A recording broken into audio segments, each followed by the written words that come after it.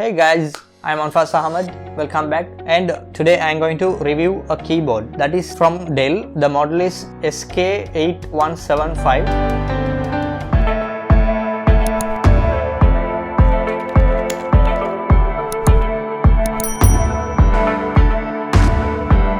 I have put the links in the description. It's not a mechanical keyboard, it's just a membrane keyboard. It's a full size with a numpad and separated arrow keys and separated function keys and escape key. It's a full size keyboard. It's very useful. I am using mostly to edit my videos and for my college works, and most of these videos are edited by using that keyboard. That's a main G of my desk setup. And guys, when you are selecting the keyboard, there are certain part numbers which are genuine Dell keyboards. I have listed those in the description, and you should use USB 4-pin port as the Dell MS111P mouse, which I uploaded recently. And this keyboard has 104 keys, and in the Dell website it says quiet keys, but it's a little bit louder, but it's not like the mechanical keyboard. And it has the fold out feet, which can raise the keyboard a bit, which will be comfortable when you are typing. And the dimensions are 18.5 length and 16.5 inches width, 1.5 inch depth, and the weight is around 1 pound, which is 454 grams. And the keys are a bit curvy,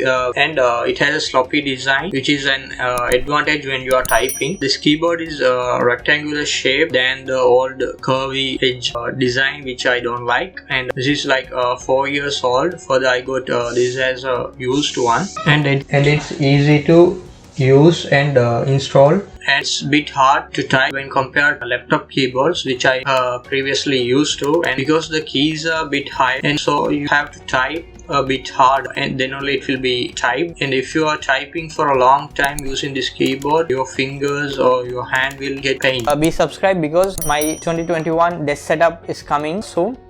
I'll be revealing by end of this year.